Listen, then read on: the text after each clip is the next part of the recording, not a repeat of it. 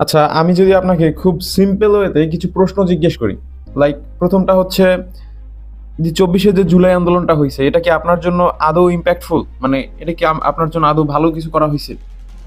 Secondly, এই যে জুলাই আন্দোলন, এটা কি রাষ্ট্রের জন্য বা আমাদের বাংলাদেশ রাষ্ট্রের জন্য দরকার ছিল? থার্ডলি, ধরেন এই যে অন্যান্য দলগুলো ছিল যেমন হচ্ছে জামাত ইসলাম, বিএনপি, এই যে দলগুলো, এদের জন্য কতটুকু ইম্প্যাক্টফুল আপনার কি মনে হয়? যে এই দলগুলো এই ২০২৪ সনে আসার পরে এই দলগুলো তো বিলুপ্তির পথে ছিল। এই দলগুলোর জন্য ২৪-এর গণ আন্দোলন কতটা ইম্প্যাক্টফুল ছিল? আপনার কাছে কি মনে হয়?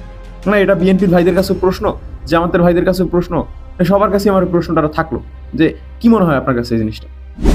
অবিশ্বাস্য হলো একটা সত্য কথা কি জানেন? এই ২৪-এর গণ আন্দোলন যদি না হইতো তাইলে এই হাসিনার আগ্রাসী যেই স্বৈরাচারী শাসন ব্যবস্থার হাত থেকে বিএনপি, জামাত, এই যেসব দলগুলো ছিল, এই যেসব দলের নেতাকর্মী ছিল, আমার মনে হয় না যে এরা কোনোদিন আর মাঠে নামার সুযোগ পাইতো। জুলাই আন্দোলন, অ্যাবসলিউটলি ভাই, জুলাই আন্দোলন কোনো বিএনপির মাধ্যমে মধ্য দিয়েও আসে নাই, কোনো জামাত ইসলামের মধ্য দিয়ে আসে নাই, আসছে সাধারণ ছাত্র জনতা, সাধারণ গণমানুষের ভিতর থেকে উঠে আসছে এই আন্দোলনটা। ঠিক আছে, এই আন্দোলনটার মাধ্যমে এই যে জামাত ইসলাম, বিএনপি, বড় বড় দুইটা রাজনৈতিক দলের মানে প্রাণ ফিরে পাইছে। তারা আবার নিজেদেরকে সাংগঠনিক পর্যায়ে সক্রিয় করে তুলছে বাংলাদেশে। এই যে ছাত্র আন্দোলন, ছাত্ররা যে এত এত জীবনের বিনিময়ে আপনাদেরকে এত বড় একটা উপহার দিছে, এটার জন্য কি আপনাদের ন্যূনতম কোনো সুক্রিয়া বোধ বলতে কিছু নাই?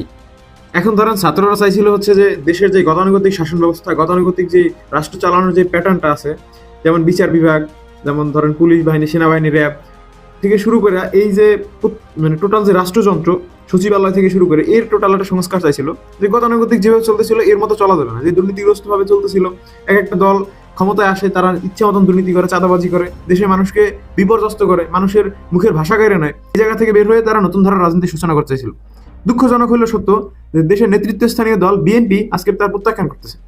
উপর উপর মহলের নেতাকর্মীরা বলতেছে না, কিন্তু তৃণমূলেরা তারা পাগল হয়ে গেছে যে গণভোটে না ভোট দিবে। সেই দিন আবু হেনা রাজ্জাকি একটা কথা বলছে যে তারেক রহমান বলছে যে এই ২৪-এর গণ আন্দোলন যদি না হইতো তাইলে আপনার রাজনীতি তো দূরে থাক, আপনার মায়ের মরামুখ পর্যন্ত আপনি দেখতে পারতেন না। এই কথাটার বাস্তবতাটা ওনারা এখন বিশ্বাস করতেছে না। এই যে ছাত্ররা আপনাদেরকে নতুনভাবে রাজপথে নামার সুযোগ করে দিছে, নতুনভাবে রাজনীতি করার সুযোগ করে দিছে, এর জন্য আপনাদের মধ্যে ন্যূনতম মানে কৃতজ্ঞতাবোধ বলতে কিছু আছে? আপনারা তো আজীবন দেখতাম ওই ঈদের পরে তীব্র আন্দোলন গড়ে তুলবো, আপনাদের রাজনীতি ওই পর্যন্তই ছিল। এরপরের যে রাজনীতিটা সেটা ২৪-এ গণ আন্দোলনে ছাত্ররা আপনাদেরকে সূচনা করেছে। এখন ফাইনালি ছাত্ররা আপনাদের কাছে দাবি করছে যে রাষ্ট্রের যে গতানুগতিক শাসন ব্যবস্থা, গতানুগতিক যে রাষ্ট্র চালানোর যে প্যাটার্নটা, এটা চেঞ্জ করতে চাইছে। তো গতানুগতিক যে বাংলাদেশের রাজনীতিটা হয় সেই রাজনীতিটা বাংলাদেশে বাদ দিতে চাইছে, যে নতুন ধারার রাজনীতির সূচনা হোক। ঠিক আছে, গণমানুষের